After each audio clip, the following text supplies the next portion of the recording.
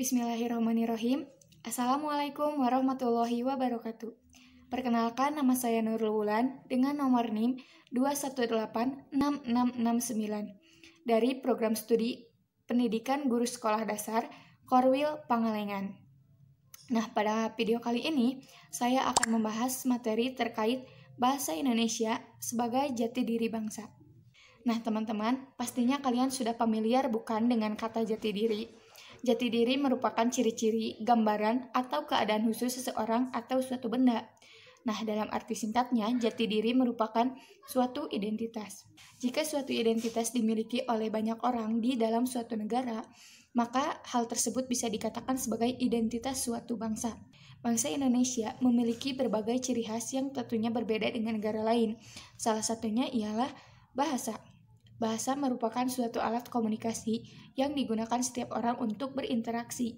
Setiap negara memiliki bahasa yang berbeda-beda yang mencirikan suatu khas dalam suatu bangsa. Bahasa yang digunakan di Indonesia ialah bahasa persatuan, yaitu bahasa Indonesia yang merupakan jati diri bangsa Indonesia. Bahasa Indonesia merupakan bahasa resmi yang berfungsi sebagai lambang kebanggaan kebangsaan, lambang identitas nasional, alat pemersatu, dan alat komunikasi antar daerah dan antar kebudayaan. Bahasa Indonesia sebagai alat pemersatu mampu mempersatukan suku bangsa di Indonesia yang memiliki latar belakang kebudayaan dan bahasa yang berbeda-beda. Telah terbukti bahasa Indonesia mencapai keserasian hidup antar suku bangsa di Indonesia. Dengan begitu, bahasa Indonesia dikatakan sebagai identitas nasional. Sebagai identitas nasional, bahasa Indonesia harus kita junjung tinggi bendera dan negara kita. Hal ini sangat penting disadari sebab dengan adanya globalisasi, modernisasi pun kini semakin liar mulai merasuki sendi-sendi kehidupan bangsa. Nah, teman-teman, seperti yang kita lihat, penggunaan bahasa Indonesia saat ini sudah mulai tergeser dengan adanya bahasa asing, terutama bahasa Inggris. Contohnya saja, kita sering menjumpai berbagai tempat seperti restoran, bangunan, hotel, pusat perbelanjaan, dan kompleks perumahan yang diberi nama dengan bahasa asing. Dengan begitu, masyarakat mulai banyak menggunakan bahasa yang tidak lagi menunjukkan jati diri keindonesiaan. Akibatnya, wajah Indonesia mulai tampak asing di mata masyarakatnya sendiri.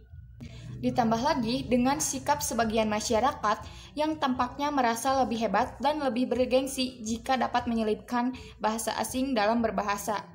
Contohnya ketika kita hendak melaksanakan perjalanan, kita mengatakannya dengan on the way atau OTW. Juga ketika kita kelak melaksanakan pertemuan, kita menyebutnya dengan meeting. Dan masih banyak lagi bahasa asing yang kini digunakan sebagai bahasa sehari-hari. Jika hal seperti itu dibiarkan, maka tidak menutup kemungkinan bahasa Indonesia sebagai jati diri akan larut dalam arus global yang dominasinya lebih populer, menarik, dan komunikatif. Kehadiran bahasa asing harus dapat kita pandang hanya sebagai kebutuhan dalam komunikasi tingkat global atau lintas bangsa. Kita sebagai masyarakat Indonesia harusnya dapat menggunakan bahasa Indonesia dengan baik dan benar, agar kita dapat menunjukkan kepada dunia bahwa bahasa kita juga tidak kalah menarik dan komunikatif. Seiring perubahan zaman, kita sangat membutuhkan keseriusan dan kearifan dalam menyikapi hal-hal positif maupun hal negatif yang datang dari luar, seiring dengan pesatnya pengaruh globalisasi dan kemajuan ilmu pengetahuan dan teknologi. Oleh karena itu, diperlukan beberapa upaya agar jati diri bangsa kita tetap hidup di antara bangsa lain di dunia.